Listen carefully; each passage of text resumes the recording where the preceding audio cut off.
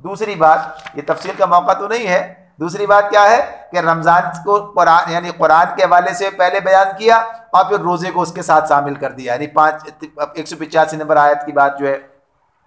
यहाँ रमज़ान का तारुफ किस तरह कराया कि रमज़ान वो महीना है जिसमें कुरान नाजिल किया गया। अब कुरान के बारे में अल्लाह रब्बुल आलमीन ने क्या बताया, हुदल लिन्नासि व बय्यिनातिन मिनल हुदा वल फुरकान, ये सारे इंसानों के लिए हिदायत है, सारे इंसान, हुदल लिन्नास यानी जितने इंसान क़यामत तक आने वाले हैं उन सब के लिए अब ये कुरान बस करता, यानी मुकम्मल उनके लिए काफ़ी है, उनकी हिदायत के लिए काफ़ी है। अब किसी और हिदायत की ज़रूरत उन्हें इस एतबार से नहीं पड़ेगी, इसी की रोशनी में अपना काम चलाते जाएंगे और नबी करम सल्लल्लाहु अलैहि वसल्लम के इरशादात की रोशनी में, यानी उसकी तफसील जो उनके आपके पास से मिलती है। तो यहाँ पर ही बता दिया तमाम इंसानों के लिए ये हिदायत है, हर दौर के इंसानों के लिए ये हिदायत है। अच्छा, आगाज़ में बात हुई थी हुदल लिल मुत्तकीन, ये हिदायत है मुत्तकीन के लिए। और फिर उनके लिए पहली शर्त क्या बताई थी, अल्लज़ीना युमिनूना बिल गैब, यानी ईमान वाले गैब पर ईमान लाते हैं। अब यहाँ का हुदल लिन्नास, तो अब इस दोनों का फ़र्क सिर्फ ये है कि ये चीज़ है सबके लिए। जैसे कहते हैं ना, ये तो अरब के लिए है, अजम के लिए नहीं है, ये फलां साहब के लिए है, फलां साहब के लिए नहीं है, ऐसा नहीं है, ये सबके लिए है। जैसे आपने ऐलान कर रखा है ये सबके लिए नशिस्त है, लेकिन फ़ायदा कौन उठाएगा, जो अंदर आ जाएगा वो फ़ायदा उठाएगा। तो इस एतबार से ये अल्लाह ने हिदायत सबके लिए रखी है ये, लेकिन इससे फ़ायदा कौन उठाएगा, जो इस पर ईमान ले आएगा। जब ईमान नहीं लाएगा तो फ़ायदा नहीं उठा सकेगा, यानी फ़ायदा नहीं उठा सके। तो इस एतबार से ये बात है। तो यहाँ पर ये कहा कि ये सारे इंसानों के लिए हिदायत है। अब ये इससे क्या चीज़ निकलती है, सामने आती है, एक बात तो ये आती है कि हर इंसान को इससे हिदायत हासिल करनी चाहिए, और दूसरी बात क्या आती है कि जिनके पास ये हिदायत मौजूद है उन्हें सारे इंसानों तक ये हिदायत पहुँचानी होगी। जब सबके लिए है भाई, इसका ऐलान होना चाहिए ना, सबको मिलनी चाहिए। भाई ये चीज़ सबके लिए है, हमें तो मिली ही नहीं, हमें तो पहुँची ही नहीं, हमें तो पता ही नहीं चला, तो बात नहीं बनेगी। तो इससे ज़िम्मन क्या बात भी आ गई कि तमाम इंसानों तक पहुंचाने की जिम्मेदारी अब इनकी है कि जिनके पास ये किताब है। जैसे नबी करम सल्लल्लाहु अलैहि वसल्लम ने कहा कि शहादत हक़ में हमने इसको पढ़ा था उस मौके पर, क्या ये जैसे अल्लाह के रसूल ने अपने वक्त के लोगों के सामने इस दीन को वाज़े किया, हमें भी करना पड़ेगा। तो ये हुदल लिन्नास की एक पहलू ये भी आ जाएगा। और फिर क्या बताया, बय्यिनात यानी ऐसी वाज़े निशानियाँ, ऐसी रोशन तालीमात, मिनल हुदा हिदायत, राह रास्त दिखाने वाली, हक़ व बातिल का फ़र्क खोलने वाली। फुरक़ान कहते हैं हक़ व बातिल के फ़र्क को बयान करने वाला, यानी कसौटी। हमारी ज़बान में एक लफ्ज़ आता है कसौटी, जो बातिल और हक़ यानी खरे और खोटे की पहचान से होती है, कसौटी से ज़रिए से। तो ये कुरान भी क्या है, हक़ व बातिल की तमीज़ अता करने वाला है। जिसके पास किताब का इल्म है वो गुमराह नहीं होगा। जैसे नबी सल्लल्लाहु अलैहि वसल्लम ने फरमाया ना, मैं तुम्हारे दरमियान दो चीज़ें छोड़ के जा रहा हूँ, एक किताबुल्लाह, एक सुन्नत रसूलुल्लाह। एक अल्लाह की किताब और दूसरे उसके रसूल की सुन्नत। जब तक तुम इससे वाबस्ता रहोगे गुमराह नहीं होगे, इसलिए कि ये पैमाना है, और जब ये हाथ से निकल जाए तो क्या होगा, फिर कोई भी बेवकूफ़ बना देगा और किधर भी शैतान हमें लेकर चला जाएगा। तो इस हवाले से ये हक़ व बातिल का फ़र्क खोल कर रख देने वाली किताब इंसान को गुमराही से बचाती और सीधे रास्ते पर लेकर चलती है। तो ये किताब एक ऐसी किताब है कि जो अल्लाह रब्बुल आलमीन की जानिब से हिदायतनामा है। इसकी तफसील हम आगे पढ़ते चले जाएंगे। अल्लाह ने जो खूबियाँ इसके अंदर रखी हैं, यानी इसका कोई मुतबादिल नहीं है, और ये दुनिया के लिए अमन की, अदल की ज़मानत देती है। अगर इसका निफाज हो जाए तो इस हवाले से इसके जो क़याम की और निफाज की जो कोशिश है वो अपने लिए बहरहाल एक बड़ा मुतालबा रखती है, अपने अंदर बड़ा यानी जद्दोजहद मांगती है। तो इस जद्दोजहद की तैयारी करना, उसके लिए भी रोज़े जैसी मुशक्क़त की ज़रूरत थी। इसलिए अल्लाह रब्बुल आलमीन ने फरमाया, फमन शहीदा मिनकुम अश-शहरा फलयसुम, अब से जो शख्स इस महीने को पाए उसको लाजिम है कि इस पूरे महीने के रोज़े रखे। तो अब ये बात इस हवाले से भी हो गई कि कुरान मजीद की जो अल्लाह ताला की तरफ से तंजील है और ये हमारे पास किताब आ चुकी है, इस किताब के का हक़ अदा करने के लिए हमें जो सलाहियतें दरकार हैं, उन सलाहियतों के हवाले से वो सलाहियतें रोज़े के ज़रिए से भी पैदा होती हैं। तो इस हवाले से अल्लाह ने इसको इसके साथ कहा और आखिर में कह भी दिया, ताकि तुम अल्लाह की उस हिदायत पर जो उसे तुम्हें अता कर फरमाई है उस पर अल्लाह की किबरियाई का इजहार व इतराफ़ करो, शुक्रगुजार बनो। शुक्रगुजारी की बात भी वो किसी मुकाम पर तफसील से करेंगे कि कदर करना, अल्लाह की नेमत की कदर करना, कदर कब होती है, जब उसका हक़ अदा किया जाए। आगे फरमाया, व इज़ा सअलका इबादी अन्नी फ़इन्नी क़रीब, और जब ए नबी मेरे बंदे जब तुमसे मेरे बारे में पूछें तो इन्हें बता दो कि मैं उनसे करीब हूँ। उजीबु दावत दाई इज़ा दआन, और जब वो मुझे पुकारते हैं तो मैं उनकी पुकार सुनता और जवाब देता हूं। यानी अल्लाह रब्बुल आलमीन नबी सल्लल्लाहु अलैहि वसल्लम से ये बात कह रहे हैं और हमें बता रहे हैं उनके जरिए कि आप कह दीजिए वइज़ा सअलका इबादी अन्नी, और जब मेरे बंदे आपसे मेरे बारे में पूछें। क्या अंदाज है, कितनी कुर्बत का मामला है। लेकिन बंदा अल्लाह को के करीब होने के लिए उस तरह तैयार नहीं है। वो फास्ते वास्ते दर वास्ते की बात सोचता है। वइज़ा सअलका इबादी अन्नी, मेरे बंदे तुमसे मेरे बारे में पूछें तो इन्हें बताओ फ़इन्नी करीब, कि मैं करीब हूँ। करीब क्या चीज़ होती है? करीब क्या होता है? करीब के बाद भी कोई दूर है। जो करीब है भाई ये करीब है। देखिए करीब से करीब के दो मफहूम होते हैं। एक तो कुर्बत क्या होती है कि ये इससे करीब है, मैं इससे करीब हूँ, एक कुर्बत तो ये है। एक कहते हैं कि ये मुझसे, ये उनसे बहुत करीब है। बहुत करीब का ताल्लुक क्या होता है? यानी ताल्लुक का कुर्बत की बात भी होती है, यानी ये भी तो होती है ना अपनी जगह पर बात। तो अल्लाह तो बंदे से बहुत करीब है, यानी हर मानों में करीब है। अगर बंदा चाहे, और बंदा ना चाहे तो फिर बोध ही बोध है, फिर फासले ही फासले हैं। वैसे अल्लाह की जो मौजूद होना वो अपनी जगह पर हर जगह मौजूद है। तो ये बात कही कि जब पुकारने वाला पुकारता है तो मैं उसकी पुकार सुनता जवाब देता हूँ। अब जो अल्लाह ताला बात कह रहे हैं, फल यस्तजीबू ली वल युमिनू बी लअल्लहुम यरशुदून, अब उनका काम क्या है? लिहाजा उन्हें चाहिए, यानी बंदों की बात तो मैं सुनता हूँ और मानता भी हूँ। बंदे मुझसे मुतालबा भी यही करते, हम क्या चाहते हैं? अल्लाह हमारी दुआएं सुने और कबूल कर ले। तो अल्लाह ताला जवाब में कह रहे हैं लिहाजा उन्हें भी ये चाहिए कि मेरी दावत पर लब्बैक कहें और मुझ पर ईमान लाए। ये बात तुम उन्हें सुना दो ताकि वो राह रास्त पालें। तो अब ये बड़ी बात है ना कि अल्लाह ताला हमसे कहते हैं। अल्लाह ताला तो देखिए अगर इंसान गौर करे तो उसे पता ही चलेगा, बहुत सारी चीज़ें तो बेमांगे दी अल्लाह ने, बगैर मांगे अल्लाह ने दे दिए। न देता तो क्या होता? न देता तो क्या मामला बनता? बगैर मांगे दे रखी है। फिर उसके साथ साथ क्या मजीद है कि अगर आदमी सोचता है कि भाई मैंने कितनी दुआएं मांगी और कितनी कबूल हुई, यानी इस मामले में होता है कि हम भूल जाते हैं और छोटी छोटी चीज़ों के बारे में तो हमारा ख्याल ही नहीं जाता। ये सोचते हैं कि इस वक्त कोई और ही चीज़ मांग लेता। ये नहीं कि जो मांगा वो मिल गया, उस पर शुक्र की बात होनी चाहिए। तो इंसान की कैफियत है। तो अगर गौर करें तो बहुत दुआएं कबूल होती हैं, कुछ ऐसी भी होती हैं जो कबूल नहीं होती। कबूल ना होने के अलग मसाइल भी हैं, यानी इंसान के अपने ऊपर भी जाती हैं कुछ बातें, उन्हें तो अलग देखने की बात है। लेकिन हम यही देखते हैं कि अल्लाह ताला कबूल करने वाली बात जो कर रहा है। तो बाज़ औक़ात मामलात ऐसे होते हैं कि अल्लाह ताला किसी यानी कोई जो चीज़ इंसान तलब कर रहा है, जो मांग रहा है, वो अल्लाह की हिकमत के तहत मिलनी होती है। और अल्लाह रब्बुल आलमीन जानते हैं किसको ये मिलनी चाहिए और किसको नहीं मिलनी चाहिए, यानी किसके लिए मुफीद है और किसके लिए मुफीद नहीं है, यानी ये बात भी होती है। और फिर बात चीज़ें ऐसी होती हैं जो मफाद आम्मा के अंदर आती हैं कि एक नाअहल आदमी अल्लाह से दुआ मांगे, अल्लाह मुझे जब मनसब दे दे। अल्लाह मनसब दे देगा तो क्या होगा? बहुत से लोगों पर जुल्म हो जाएगा। यानी नाअहली का नतीजा क्या निकलेगा?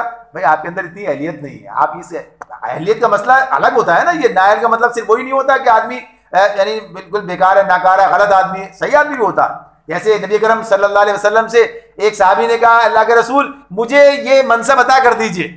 यानी जब ज़ाहिर है तो सल्तनत थी, अब सारे कहीं गवर्नर बना के भेज रहे हैं, कहीं वैसे बना के भेज रहे हैं। तो कहा तुम इसका बोझ नहीं उठा सकते, तुम्हारे बस की बात नहीं है ये। अल्लाह के रसूल ने एक तरफ तो ये बात भी है कि मना किया है कि मनसब तलब किया जाए, लेकिन माँ समझ रहे होंगे कि तलब ही उस तरह नहीं है। तो आपने उनके बारे में ये नहीं कहा, बल्कि क्या कहा? तुम्हारे काम की चीज़ नहीं, तुम्हारे बस की बात नहीं है। तो इस मामले में ये चीज़ अल्लाह जानता है।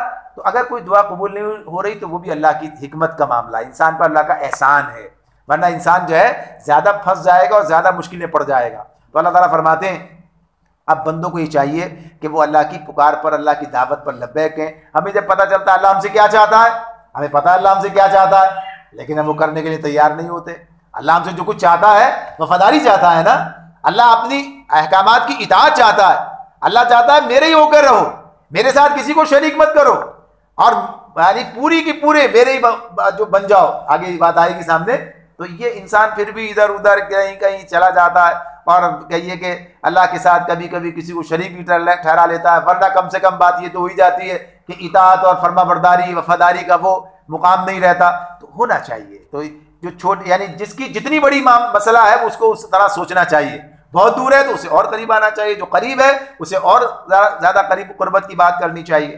तो आगे फरमाया उहिल्ल लकुम, अब ये रोज़े के कुछ अहकामात हैं। उहिल्ला लकुम लैलतस्सियाम अर्रफ़सु इला निसाइकुम, तुम्हारे लिए रोज़ों के ज़मानों में रातों को अपनी बीवियों के पास जाना हलाल कर दिया गया है। हुन्ना लिबासुल लकुम व अंतुम लिबासुल लहुन, वो तुम्हारे लिए लिबास है और तुम उनके लिए। ये अल्लाह रब्बुल आलमीन ने खानगी ज़िंदगी के वाले से एक बहुत बड़ी बात जो है इसमें बयान की। एक तरह तो इजाज़त दी हुई है कि हाँ रातों को जो है यानी रोज़े की जो पाबंदी है वो सुबह सादिक से लेकर और गुरूब आफ्ताब तक है, और गुरूब आफ्ताब के बाद से लेकर और तुलुए फजर तक सारे मामलात क्या हैं, फिर तुम्हारे लिए पूरी इजाज़त है। जो चीज़ें तुम्हारे लिए पाबंदियाँ थी ख़त्म है, सब काम कर सकते हो। तो ये बात बताई जा रही है। लेकिन ज़िमनन जो चीज़ इसके अंदर जो अल्फाज का इंतखाब है, इसलिए अल्लाह ताला की बातें एक बात से बहुत सी बातें यानी आदमी के सामने आती हैं। तो हुन्ना लिबासुल लकुम व अंतुम लिबासुल लहुन, यानी उनकी तारीफ बयान करते हुए अल्लाह ने क्या कहा, ये तुम्हारा ताल्लुक क्या है, क्या ताल्लुक अल्लाह ने बनाया है मर्द और औरत का, यानी एक शौहर और बीवी का जो ताल्लुक बनाया है। तो इस एतबार से उसकी गोया कि ये पूरी तारीफ इसके अंदर बयान कर दी है इस एक जुमले के अंदर। वो तुम्हारे लिए लिबास है और तुम उनके लिए लिबास हो। अब लिबास के जितने पहलू हो सकते हैं आप गौर करते चले जाइए। लिबास क्या है, लिबास तो सबसे पहला काम क्या लिबास करता है, अगर हम इस पर बात करें तो फिर काफ़ी वक्त चाहिए इसके लिए भी। तो इसको जब ख़वातीन की बात करें उसी वक्त देखें, तो बस थोड़ी सी बात करके बढ़ते हैं। सूरह अराफ में अल्लाह रब्बुल आलमीन ने कहा है कि अल्लाह ने तुम पर लिबास नाजिल किया है, हाँ लिबासुल लकुम। और उसमें जो बात का है कि उसको क्या काम करता है वो लिबास, वो सबसे पहला काम तुम्हारी सतरपोशी करता है। सतरपोशी का मतलब क्या है, हया। सतरपोशी से क्या है, हया आदमी। तो ये हया का जरिया है। पहला काम क्या, यानी निकाह की जो पहली बात होती है वो क्या होती है, आगे हया का मामला होगा। अब बेहयाई का मसला नहीं होगा, इंसान माशरे में बेहयाई नहीं फैलाएगा, हया की बात हो जाएगी। पहला मामला ये हो जाता है। फिर उसके बाद जो आपस का ताल्लुक होता है, लिबास और इंसान का ताल्लुक है, तो उसके अंदर फिर उसके लिए जीनत भी है, वो उसके लिए तहफ़्फ़ुज़ भी है, वो उसके लिए एक दूसरे के लिए वह कहिए पर्दा भी है।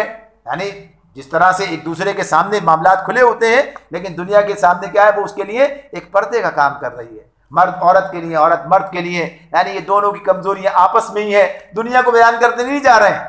तो इसके बहुत सारे पहलू इसके अंदर हमारे सामने आ जाते हैं। तो इंसान सोचे हमारा लिबास हमारे साथ क्या मामला करता है, यानी कैसी पर्दापोशी करता है, हमें गर्मी सर्दी से बचाता है, हमारे साथ सारे मामलात करता है। तो इसी तरह हमें उनके साथ और आपस में एक दूसरे के ताल्लुक बनाना चाहिए। लेकिन बहरहाल कहीं बनता है कहीं नहीं बनता। लोग जब इस बात को समझते नहीं है तो नुकसान में रहते हैं। अलिमल्लाहु अन्नकुम कुंतुम तख्तानूना अनफुसकुम फताबा अलैकुम व अफ़ा अन्कुम, अल्लाह को मालूम हो गया कि तुम लोग चुपके चुपके अपने आप से खयानत कर रहे थे, मगर उसने तुम्हारा कसूर माफ़ कर दिया। फ़लआन बाशिरूहुन्ना वब्तगू मा कतबल्लाहु लकुम, और उसने तुम्हारा कसूर माफ़ कर दिया, तुमसे दरगुजर फरमाया।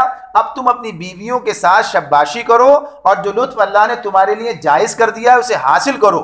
यानी ये अल्लाह ताला ने यहाँ इजाज़त दी है। और इसमें ये जो बात की है तख्तानूना अनफुसकुम, तुम खयानत कर रहे थे, यानी हुक्म की बात तफसील यानी बात मालूम नहीं थी। यानी बात चीज़ें जैसे अर्ज़ किया है कि तदरीजन आती गई हैं, हुक्म आ गया, अब उसके बाद काम शुरू हो गए। पहले से चीज़ें मौजूद थी, लेकिन कुछ चीज़ें उसके अंदर जो तरीक़े चल रहे थे, कुछ मामला तो ऐसे थे जैसे ये यहूदी ईसाई ये भी रोज़ा रखते थे, इनके पास भी तरीक़ा मौजूद था रोज़ा रखने का, लेकिन इन्होंने उसके अंदर बहुत सारी खराबियाँ पैदा कर ली थी अपनी तरफ से, ये काम कर रखा था। नबी करम सल्लल्लाहु अलैहि वसल्लम ने भी रोज़े फ़र्ज होने से पहले कुछ रोज़े रखने का हुक्म दे रखा था। कहा जाता है तफासिल में आता है कि 3 दिन के रोज़े रखने के लिए आपने कहा फ़र्ज के तौर पर, और ये आशूरे का रोज़ा रखने की बात की गई। तो बहरहाल ये रोज़ा अपनी जगह मौजूद है, लेकिन पूरे महीने के रोज़े वाला मामला नहीं है। तो इस एतबार से अब जो अहकामात हैं वो फिर बाद में आ रहे हैं। तो इसमें ये बात बताई गई, पता नहीं था कि बीवी के पास जा सकते हैं कि नहीं जा सकते हैं, तो अब उसके बगैर ही जा रहे थे, तो गोया उसको भी अल्लाह ने खयानत से ताबीर किया है कि आदमी के ऊपर हुक्म वाज़े होना चाहिए। शक के मामलात को छोड़ देना ये इंसान के लिए मुफीद है। जिस मामले में शक हो जाए तो शक से दूर रहे। तो उस हवाले से बात की गई है। फरमाया वकुलू वशरबू हत्ता यतबय्यन लकुमुल खैतुल अबयदु मिनल खैतिल अस्वद मिनल फज्र, नेज़ रातों खाओ पियो यहाँ तक कि तुमको सियाही शब की धारी से सफ़ेदा सुबह की धारी नुमाया नज़र आ जाए। यानी जब जो फजर यानी फटती है, पौ फटती है और फिर वो पट्टी जो बढ़ती है सफ़ेदी, तो उसकी तरफ इशारा है, तो वो वक्त है रोज़ा शुरू होने का। सुम्मा अतिम्मुस सियाम इलल लैल, फिर रात तक अपना रोज़ा पूरा करो। रात की सरहद कहाँ से शुरू होती है, जब सूरज गुरूब होता है तो रात की सरहद शुरू हो जाती है। क्यों, अंधेरा नहीं चाहिए, सूरज गुरूब हो जाना रात की सरहद का शुरू हो जाना है। वला तुबाशिरुहुन्ना व अंतुम आकिफून फिल मसाजिद, और जब तुम मस्जिदों में मोतकिफ हो तो बीवियों से मुबाशरत न करो। तिलका हुदूदुल्लाह, ये अल्लाह की हदें हैं। फला तक़रबूहा, इनके करीब भी मत जाना। कज़ालिक युबय्यिनुल्लाहु लकुम आयातिही कज़ालिक युबय्यिनुल्लाहु आयातिही लिन्नासि लअल्लहुम यत्तक़ून, इस तरह अल्लाह अपने अहकाम लोगों के लिए बसराहत बयान करता है, तवक्को है कि वो गलत रवैये से बचेंगे।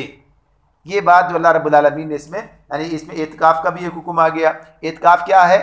आज जो हमारे सामने है, नबी करीम सल्लल्लाहु अलैहि वसल्लम ने एतकाफ़ किया है, यानी रमज़ान के आखिरी अशरे में मस्जिद में क़याम करना।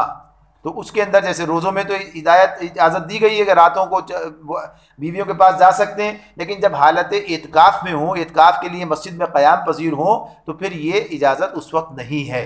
ये बात, तो इसको आदमी अपने आप को अल्लाह रब्बुल आलमीन की तरफ यानी बिल्कुल उसकी तरफ रुजू करते हुए अपने आप को अलग करता है और अल्लाह से वाबस्तगी इख्तियार करता है। तो वही एतकाफ़ के फिर मज़ीद और मामलात हैं जो उस तरह से उसके सामने यानी फ़िक़ह किताबों में देखे जा सकते हैं।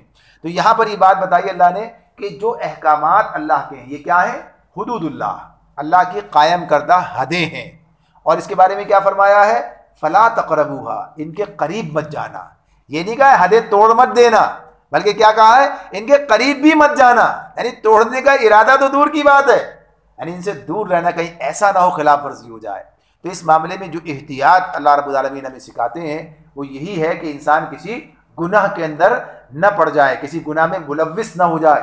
तो गुनाह से दूर रहना, बल्कि जो चीज़ें गुनाह की तरफ ले जाने वाली हैं उनसे भी दूर रहना, यही इंसान के लिए आफियत का मामला है, यही आफियत की राह है। तो यही जो है फला तक़रबूहा की जो बात है वो कि आदमी उनके जो चीज़ें वहाँ तक ले जाने वाली हैं उनके भी करीब न जाए। वला ताकुलू अम्वालकुम बैनकुम बिल बातिल, फरमाया तुम लोग ना तो आपस में एक दूसरे के माल नारवा तरीक़ों से खाओ, बातिल तरीक़े से खाओ। इसमें जो कहा है वला ताकुलू अम्वालकुम बैनकुम बिल बातिल, तुम, बल्कि जो अम्वालकुम ये कहा यानी तुम्हारे माल, यानी तुम अपने माल, गोया दूसरे मानों में कहिए तुम अपने माल बातिल तरीक़ों से न खाओ। अल्लाह रब्बुल आलमीन जब माशरे को मुखातिब करते हैं, पूरे यानी एक कुल की हैसियत से मुखातिब करते हैं, मेरा और आपका मफाद एक ही बताते हैं, यानी हम क्या है? आपस में एक है। उम्मत मुस्लिमा की बात, वैसे तो इंसानों की बात है, इंसानियत की बात करता है इंसान, लेकिन उससे आगे बढ़कर जब बात होती है, कुरान बात करता है, यानी खासतौर पर किन लोगों को बात कह रहा है? मुसलमानों को कह रहा है जिस पर ईमान लाए। तो इसमें जो बात की जा रही बड़ी अहम है इस हवाले से कि वला ताकुलू अम्वालकुम बैनकुम बिल बातिल। अब देखिए, इससे पहले जो चीज़ें हमारे सामने रोज़े की वाले से आई थी वो क्या थी? हलाल चीज़ों से रुक जाना, हलाल चीज़ों से एक मुतय्यन वक्त के लिए रुक जाना। इंसान इतना काबू याफ्ता हो गया अपने ऊपर कि हलाल चीज़ों से रुक जाता है अल्लाह के कहने से, फिर अल्लाह के कहने से हराम चीज़ों से क्यों नहीं रुकता? यानी ये आ गया ना, आगे सवाल क्या कर दी, आगे बात क्या कर दी? हलाल से रुकने वालों हराम से तो रुको। यानी तरबियत वला ताकुलू अम्वालकुम बैनकुम बिल बातिल, बातिल तरीके से किसी का माल खा जाना हलाल है कि हराम है? हराम है ना, बातिल तरीक़ों से। तो एक तो ये बात कही है कि बातिल तरीक़ों से जो भी तरीक़े हो सकते हैं, अल्लाह ने एक लफ्ज़ के अंदर सभी चीज़ों को बयान कर दिया। यानी आदमी सोच सकता है, देख सकता है, गौर कर सकता है कौन कौन से तरीक़े बातिल हैं। कुछ चीज़ें तो माशरे के अंदर बड़ी मारूफ हैं, माशरे में बड़ी मारूफ है। धोखा देना, यानी सबको पता है धोखा देकर कोई धोखाबाजी से काम कुछ जो है ले जाना, ये क्या है? गलत काम है, बातिल है। ये चोरी बातिल है, सबको पता है। डाका डालना सबको मालूम है। ये छीन लेना, ये तमाम चीज़ें ये तो बड़ी मारूफ हैं कि जिनके बारे में लोग जानते हैं कि ये चीज़ें गलत हैं और कोई भी आदमी इनको पसंद नहीं करेगा और न चाहेगा कि हाँ ये मामला जो है कबूल किया जाए। लेकिन इसके अलावा कुछ चीज़ें ऐसी हैं जो माशरे में इस दर्जे की नहीं है लेकिन राइज है। उनके बारे में एक छोटा सा उसूल अगर अपना लिया जाए कि अगर इंसान अपने आप को उस मुकाम पर रख कर देखे, क्या चाहते हैं? मेरे साथ ये मामला नहीं होना चाहिए, मेरे साथ ये मामला नहीं होना चाहिए। पैसे मैंने पूरे दिए हैं तो माल भी पूरा मिलना चाहिए, खालिस माल के पैसे दिए तो खालिस माल मिलना चाहिए, इसकी जो असल कीमत है वही मुझसे ली जानी चाहिए। यही आदमी कह रहा होता है ना, हर मामले में यही चाहता है। लेकिन जब नंबर आता है तो क्या होता है? माल पूरा लेता है, पैसे पूरे लेता, माल पूरा नहीं देता, या गोया कहिए खालिस की जगह नाखालिस, खालिस के पैसे लेता नाखालिस दे रहा होता है, या गोया कहिए कि लोगों की मजबूरी से फायदा उठा रहा होता है। और दूसरे तरीका ऐसे इख्तियार कर रहा होता है तो इसमें रिश्वत भी आ जाएगी, इसके अंदर झूठ भी आ जाएगा, इसमें गलत बयानी यानी वो झूठ की बात जो है गलत बयानी करके लोगों को धोखा देना, झूठी कस्में खाकर जो है उन्हें यकीन दिलाना, या और ज़ख़ीरा अंदोज़ी करके लोगों की मजबूरी से फ़ायदा उठाना, रिश्वत के तौर पर जो है यार ज़ोर ज़बरदस्ती से कुछ ले लेना, काम न करना। तो ये तमाम चीज़ें इसके अंदर आती हैं। वो चीज़ें भी इसके अंदर आ जाती हैं जो खयानत के ज़ुमरे में आती हैं। खयानत क्या चीज़ होती है? खयानत है कि अमानत में खयानत होती है ना। खयानत क्या? अमानत में, यानी अमानत क्या है? अगर किसी ने एक वक्त लिया है किसी का, भाई आपके 8 घंटे मेरे पास है, मेरे हैं 8 घंटे, इसका ये मुआवजा है।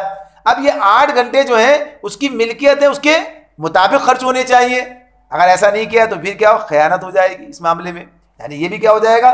कोई काम तय किया, वो काम उस तरीके से नहीं किया है, तो खयानत में ये तमाम चीज़ें भी आएंगी। सब बातिल तरीक़े हैं। तो अल्लाह रब्बुल आलमीन कहते हैं अगर ये जो एक हिदायत है, इस हिदायत पर अमल किया जाए तो एक मुकम्मल मुआशी अमन कायम हो जाएगा। और मुआशी अमन माशरती अमन भी और सियासी अमन पर भी चला जाएगा, मुंतबिक हो जाएगा।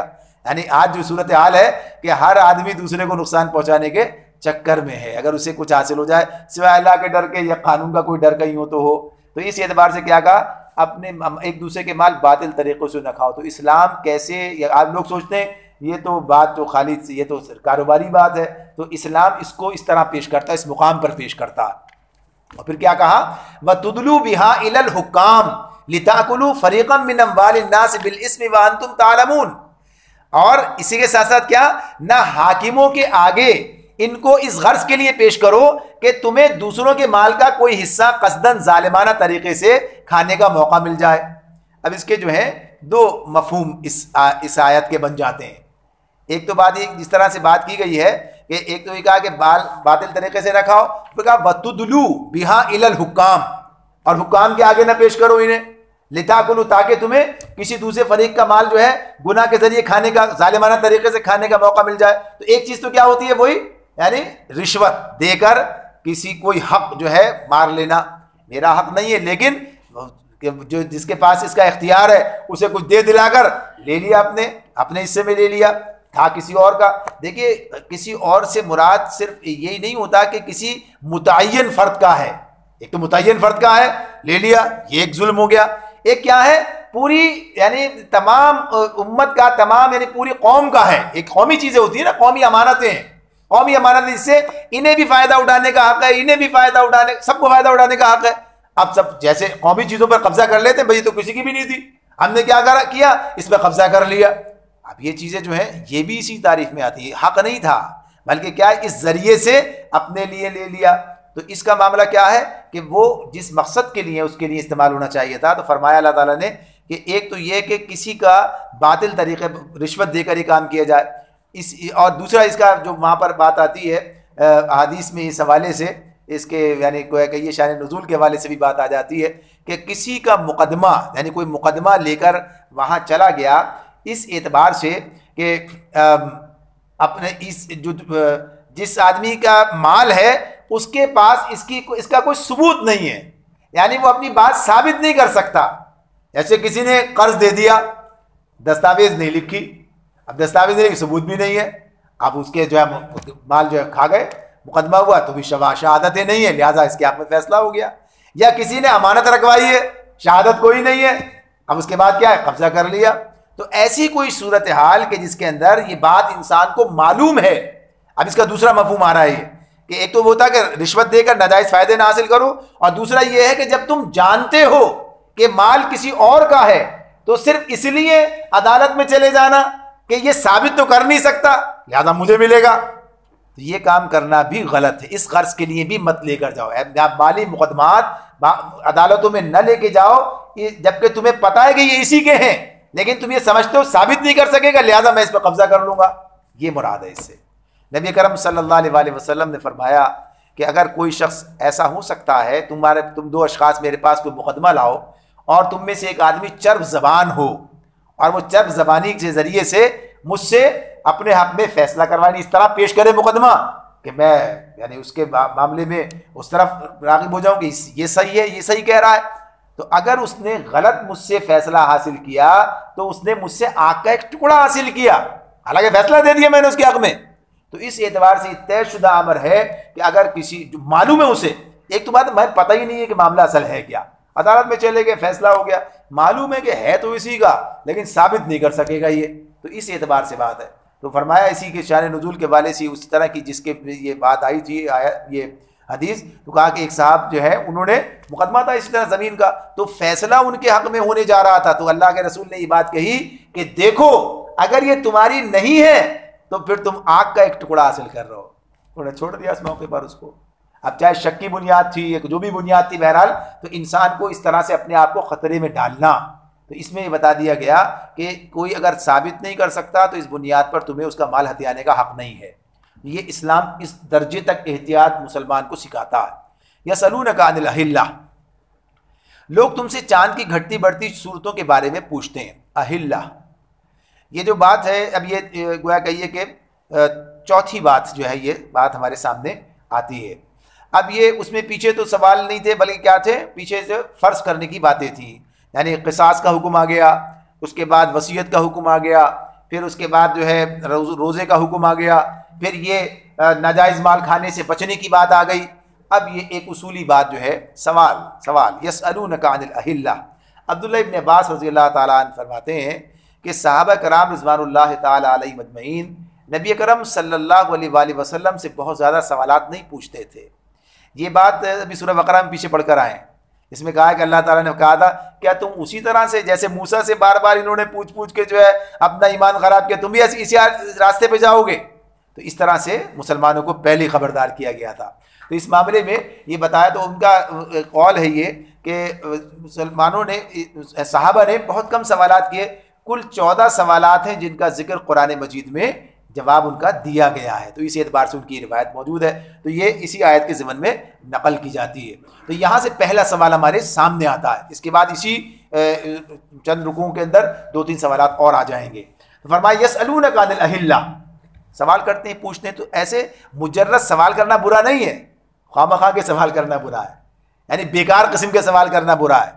जिन सवालों का कोई हासिल नहीं है उन सवालों का उनका पूछना बेकार बात है। जिनका किसी अमल से ताल्लुक़ है या अकीदे से कोई ताल्लुक़ है, यानी जो वाकई है जिनका हमसे सवाल किया जाएगा या हमारी अमली ज़िंदगी से ताल्लुक़ उस हवाले से। तो अब ये जो पूछ रहे हैं कि चांद की घटती बढ़ती सूरतें, ये हमेशा से लोगों के दरमियान बड़े मसाइल रहे हैं, अब भी हैं। अब वो कहते हैं आज वो अपने फला फलक में होगा चांद इस तरीके से, कल भी कुछ लोगों ने धंधा किया होगा जब ये चांद गिरन था, तो वो इस तरह ठहरा होगा और उस वक्त में ये अमल और ये चीज़ें बड़ी ऐसी जो मुफीद होंगी और ऐसा अमल करेंगे। यानी लोग बेवकूफ़ बनाने के ये अमल और सारे ये जो चीज़ें इस हवाले से फल्कियात के नाम पर और सब पर कर रहे होते हैं, इस तरह पेश कर रहे होते हैं। फिर चढ़ता चांद उतरता चांद, ये माशरे में अब भी मौजूद हैं लोग इस तरह के वहमियात के अंदर पड़े हुए हैं, तोहमात में। तो पूछा उस मौके पर भी सहाबा ने ये क्या है ये, यानी कभी चांद एक हिलाल की सूरत में होता है, कभी बदरे कामिल बन जाता है, फिर दोबारा वैसा का वैसा ही हो जाता है, तो इसके पीछे क्या चीज़ है, क्या है इसका मामला। तो अल्लाह रब्बुल आलमीन ने जब ये इसका जवाब कुरान में नकल किया कि सवाल लोग तुमसे चांद की घटती बढ़ती सूरतों के बारे में पूछते हैं, कुल आप इन्हें जवाब दे दीजिए। अब जवाब कौन दे रहा है? अल्लाह दे रहे हैं और नबी सल्लल्लाहु अलैहि वसल्लम से कहलवा रहे हैं, आप कह दीजिए क्या है। हिया मवाक़ीत, मवाक़ीत क्या है? औकात तो हम भी कहते हैं ना, वक्त, औकात, मवाक़ीत, ये क्या है? ये लोगों के लिए औकात की बात, तारीख़ों के तयन की, कुल या मवाक़ीत लिन्नास, लोगों के लिए, वल हज, और हज की अलामतें। यानी इस एतबार से क्या है, गोया ये एक अल्लाह ताला ने एक ऐसी ज़बरदस्त जो है घड़ी ये लगा दी है इंसानों के लिए कि हर दौर में हर जगह पर इंसान इससे अपना वक्त जो है मालूम कर सकता है। वक्त से मुराद क्या है इससे? यानी तारीख़ों का तयन जो है। अच्छा, कुरानी में ये बात ही बयान की अल्लाह ने कि ये चाँद और ये सूरज जो है तुम्हारे लिए ये औकात का तयन। तो अब ये औकात के तयन के दो हवाले हैं, यानी एक कमरी तकवीम है, एक शमसी तकवीम है। हम इसे क्या कहते हैं? कमरी तकवीम, शमसी तकवीम। कमरी तकवीम से आप देखिए तारीखों का तयन सबसे आसानी से, आज क्या है, 14 तारीख का चांद है, यानी अंदाज़ा, लोगों को इतना अंदाज़ा हो जाता है। जब ये ऐसे आज तो सब देखते भी नहीं है, पता भी नहीं रहता, तो इसलिए वरना अंदाज़ा होता है ये कौन सी रात का चांद है, लोग अंदाज़ा कर रहे होते हैं। तो तारीखों का तयन होता है। फिर चांद जब ख़त्म हो जाता है फिर निकलता है तो नया महीना शुरू हो जाता है, ये सब पता चलता है। तो हज की अलामतें, यानी हज का महीना जो है, हज उनके दरमियान बड़ी मारूफ बात थी, बड़ी अहम चीज़ थी, तो उसके लिए का तयन कैसे होगा? इसी ज़रिए से होता है। दूसरी तरफ जो शमसी तकवीम का मामला है, तो आप देखिए दिन के औकात जो है वो कैसे पता चलते हैं। नमाज कहाँ रखी है अल्लाह रब्बुल आलमीन ने, नमाज का जो मामला रखा है। अब ये तुलुए फजर क्या है, यानी सूरज से ताल्लुक है ना, इसका चांद से ताल्लुक तो नहीं है। अब ये वाला वक्त का मामला शुरू हो गया। अब ये हम ये कहें कि ये तो ईसाइयों का, ये मुसलमानों का, ऐसा नहीं, सब हमारे हैं। यानी चांद भी अल्लाह ने पैदा किया, सूरज भी अल्लाह ने पैदा किया और सबको इंसानों की खिदमत में लगाया, तो ये सब हमारे लिए है, किसी ऐसा नहीं है ये तो शुरू किया इस ईसवी साल, उसकी बात का ताल्लुक नहीं। शमसी तकवीम और कमरी तकवीम, यानी चांद से हिसाब लगाना और सूरज से हिसाब लगाना, ये जो है सब हमारे लिए। तो अब इसके अंदर अब हमें बता दिया गया कि जनाब अब जो है जब जवाल किसका होता है, सूरज का जवाल होता है ना। जब सूरज ढले तो अब क्या, जोहर का वक्त शुरू हो गया, चांद से सूरज से मामला चल रहा है ना। अब जनाब ये साया यक मिसल हो गया, 2 मिसल हो गया, अब साहब दूसरी नमाज का वक्त हो गया। अब ये सूरज गुरूब हो गया, अब ये आप देख रहे हैं ना, अब ये शफक खत्म हो गई, यानी सूरज से वो ताल्लुक जो था। तो ये सब नमाजों के औकात सारे उससे मिल रहे हैं, हमें शमसी तकवीम से मिल रहे हैं। तो ये अपनी जगह अलग निज़ाम है जो अल्लाह रब्बुल आलमीन ने बनाए। तो ये इंसानों के लिए आसानी, सूरज देख रहा है आसानी से कर रहा है, चांद देख रहा है आसानी से महीनों का तयन कर रहा है, सूरज से महीनों का तयन आसानी से नहीं कर सकता इंसान।